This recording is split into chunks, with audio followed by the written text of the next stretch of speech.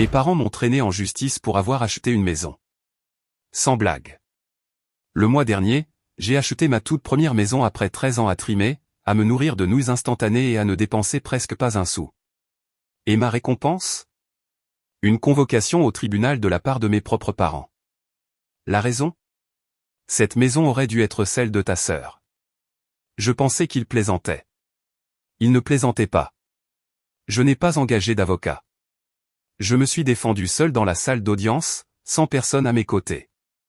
Mais quand j'ai révélé la vérité choquante derrière leur stratagème, toute la salle est devenue silencieuse et le procès a éclaté comme une bulle de savon. Je suis l'aîné. J'ai commencé à travailler à 16 ans, livreur de pizza, manutentionnaire, plongeur, n'importe quoi pour survivre. Et maintenant, au moment où j'essaie enfin de sortir de la pauvreté, ils s'en prennent à moi comme si j'étais l'ennemi. Je n'arrive toujours pas à croire que c'est vraiment arrivé.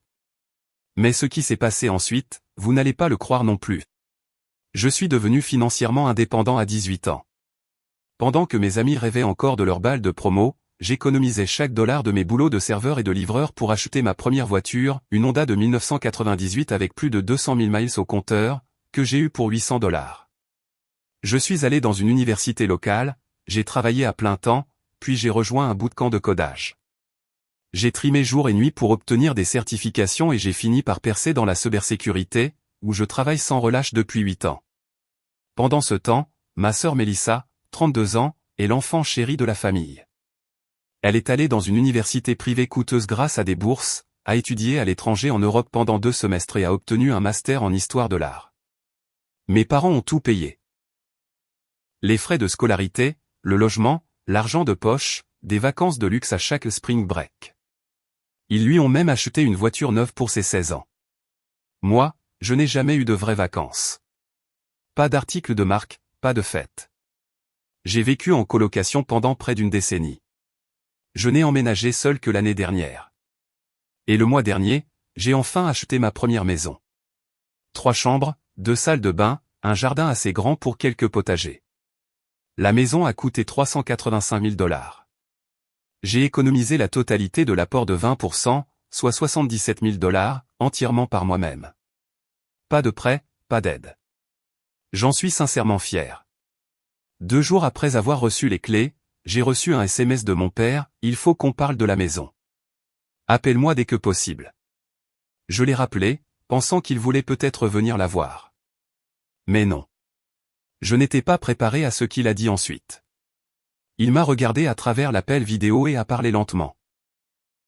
Nous en avons discuté en famille, et nous pensons que ce serait plus juste que Mélissa ait la maison. J'étais abasourdi.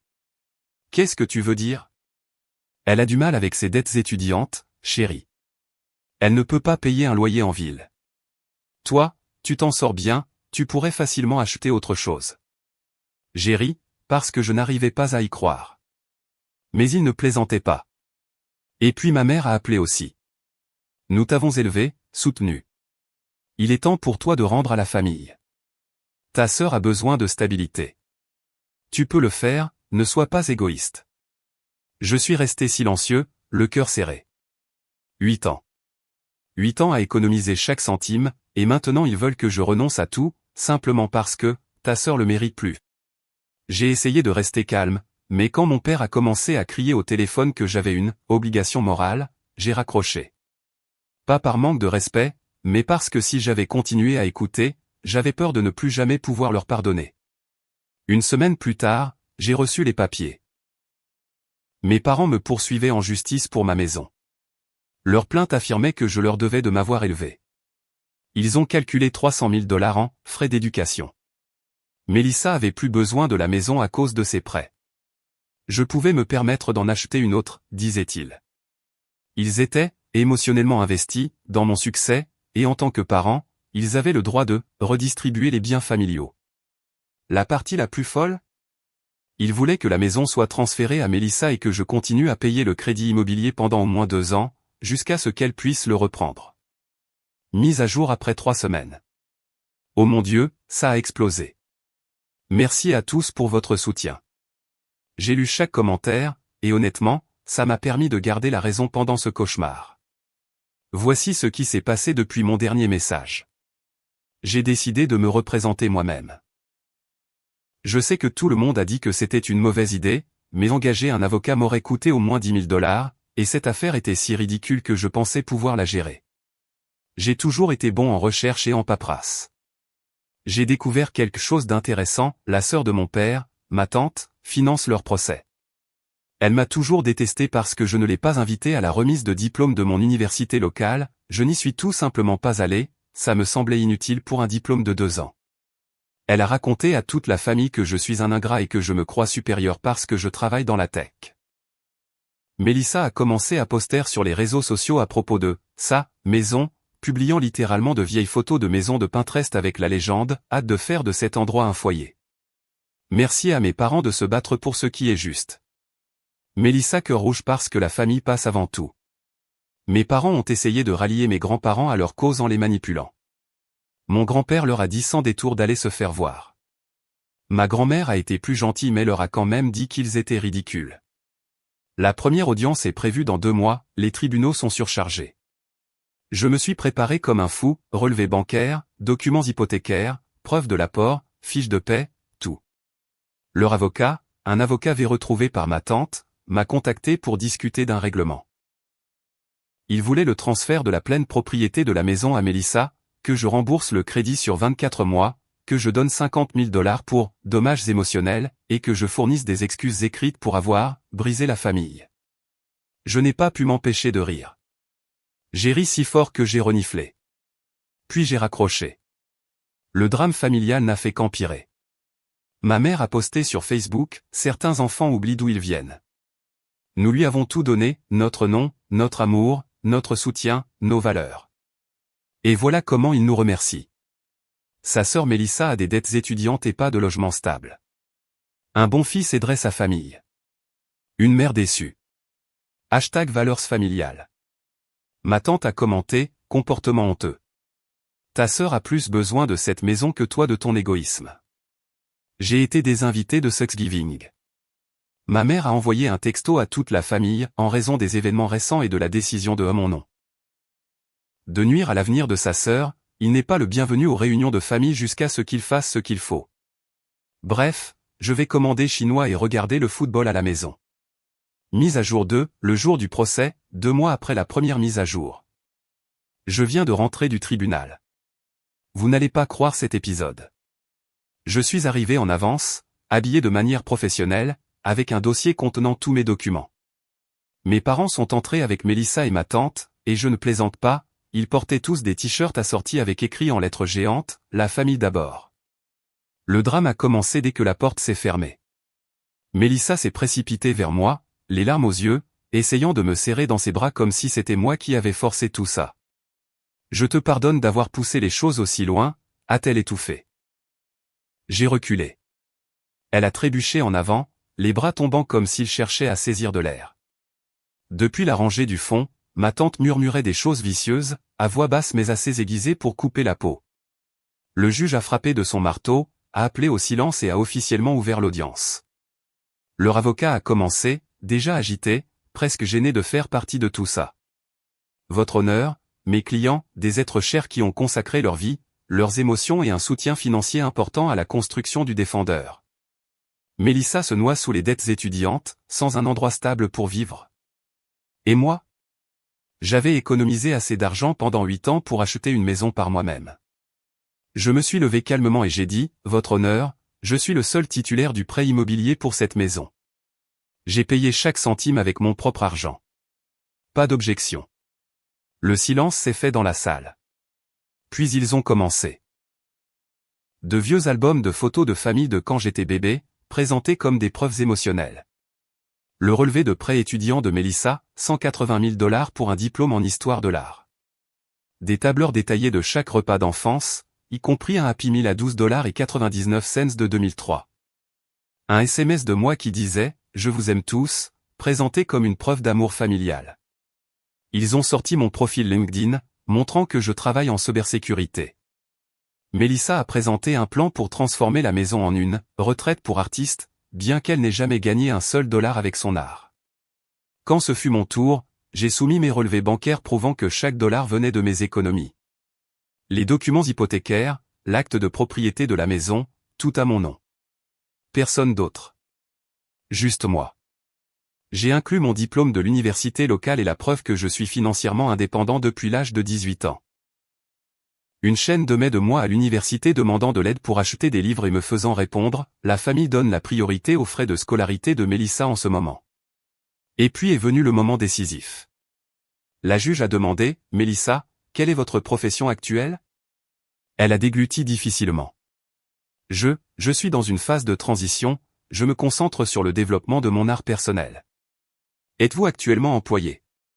Sa mère est intervenue, elle est une artiste, une créatrice de contenu numérique. La juge a demandé à nouveau, lentement et avec insistance, génère-t-elle des revenus? Ma tante n'a plus pu se contenir et s'est levée en criant, le revenu ne détermine pas la valeur d'une personne. Elle mérite cette maison plus que lui. Je n'ai pas réagi. J'ai juste regardé ces gens, que j'appelais autrefois ma famille, perdre à la fois la raison et la dignité en se battant pour s'accrocher à quelque chose qu'ils n'ont jamais aidé à construire. La juge a averti ma tante sur son comportement dans la salle d'audience. Puis elle a demandé à Mélissa, quel genre de contenu numérique produisez-vous? Mélissa a dit fièrement, je suis une danseuse TikTok et une influenceuse lifestyle. La juge a répondu, et combien de revenus cela génère-t-il? Mélissa a répondu, je construis ma marque, ces choses prennent du temps. La juge n'avait pas l'air impressionnée. Elle a continué, laissez-moi voir si j'ai bien compris. Vous voulez que votre fils, qui a travaillé et économisé pendant des années, cède sa maison à votre fille, qui n'a ni travail, ni revenu, ni aucun plan pour changer cela. Et vous vous attendez à ce qu'il continue de payer le crédit? Leur avocat, si je puis me permettre de parler. J'en ai assez entendu, a dit la juge. Elle a déclaré qu'elle rendrait une décision écrite dans la semaine. J'ai reçu la lettre de rejet 5 jours plus tard. Mise à jour 3. Conséquence, une semaine après le procès. L'affaire a été classée sans suite. Les mots exacts de la juge, cette affaire n'a aucun fondement juridique. Mais le vrai drame a commencé à l'extérieur du tribunal. Ma tante a complètement perdu les pédales, criant que j'étais mort pour la famille et que je mourrais seul dans cette maison. Mélissa est tombée à genoux sur les marches du palais de justice, gémissant, tu as volé mon avenir. Ma mère m'a dit que je n'étais plus son fils. Mon père a dit que j'avais détruit la famille. En rentrant chez moi, j'ai vérifié mes caméras de sécurité, installées juste après avoir reçu la convocation. Elles avaient enregistré une certaine activité. Les images montraient Mélissa s'approchant de ma voiture, regardant nerveusement autour d'elle, puis repartant sans rien faire. Ma tante a remonté mon allée avec une bombe de peinture, mais a fait demi-tour quand mes lumières à détecteur de mouvement se sont allumées. J'ai immédiatement déposé une plainte à la police avec les enregistrements. Cette nuit-là, les réseaux sociaux ont explosé. Mélissa a lancé un GoFundMe, aidez-moi à acheter une maison après que mon frère ait volé mon avenir. La description affirmait que j'avais manipulé le système juridique et abandonné les valeurs familiales. Il a été signalé plusieurs fois et est actuellement en cours d'examen par GoFundMe pour fausse déclaration. Ma mère a posté dans les groupes Facebook locaux sur ma trahison. Certains administrateurs de groupes ont supprimé les messages pour harcèlement. Ma tante a posté des menaces vagues en ligne, mais les a supprimées après s'être fait rappeler à l'ordre. J'ai tout documenté et demandé une ordonnance d'éloignement, ce qui prend du temps. Puis la conversation de groupe familial a explosé. Mon cousin, qui n'a jamais aimé Mélissa, a répondu à l'histoire larmoyante de ma mère, vous avez payé 200 000 $ de frais de scolarité à Mélissa pendant que je travaillais de nuit juste pour me payer l'université locale, et maintenant vous voulez sa maison aussi? Cela a déclenché une dispute familiale. Il s'est avéré que beaucoup de parents en avaient marre du favoritisme de mes parents, mais n'avaient jamais osé le dire. Un autre cousin, vous vous souvenez quand j'ai demandé 200 $ pour des manuels et que vous avez acheté un MacBook à Mélissa à la place? Un autre, sa fête de remise de diplôme n'a-t-elle pas coûté 15 000 $? Je n'ai même pas eu droit à un dîner. Mon grand-père est intervenu, vous deux, vous êtes une honte. Il a réussi malgré vous, pas grâce à vous. Mise à jour 4, résolution, 3 mois après le procès. J'allais laisser tomber, mais après le vandalisme sur ma propriété, j'ai pris les mesures qui s'imposaient. J'ai déposé une plainte avec les enregistrements de sécurité, toujours en cours d'enquête. L'ordonnance d'éloignement temporaire a été approuvée. J'ai envoyé une mise en demeure formelle de cesser et de retirer le GoFundMe frauduleux, documentant tout pour un éventuel procès civil. Les conséquences commencent à tomber. Ma tante a reçu un avertissement écrit à son travail pour m'avoir harcelé via son email professionnel. Le compte GoFundMe de Mélissa a été fermé. Mes parents sont mal vus à l'église, commérage de petite ville. La dynamique familiale a changé, la moitié de la famille est de mon côté, un quart reste neutre, et le quart restant pense toujours que j'aurais dû donner la maison. Mise à jour finale, 6 mois après le procès. La vie est différente maintenant. Situation actuelle, mes parents ne me parlent plus. Jugement final. L'ordonnance d'éloignement contre ma tante est devenue permanente après qu'elle a violé l'ordonnance temporaire. Mélissa travaille chez Starbucks et s'en plaint sur Instagram. Moi, j'ai eu une promotion au travail. J'ai amélioré mon système de sécurité. Je me sens bien dans ma maison. J'ai adopté une chienne d'un refuge, Luna, une croisée berger allemand.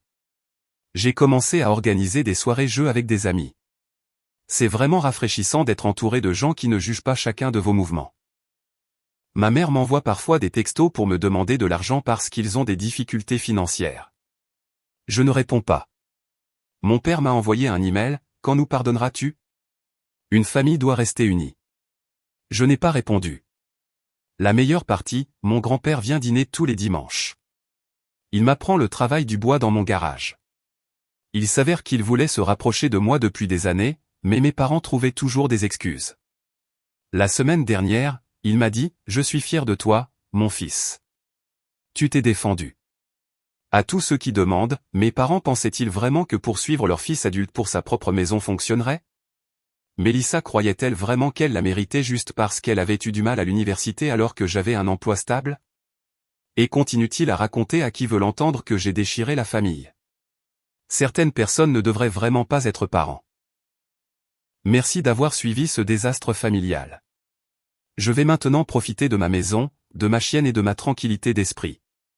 Souvenez-vous, la meilleure vengeance, c'est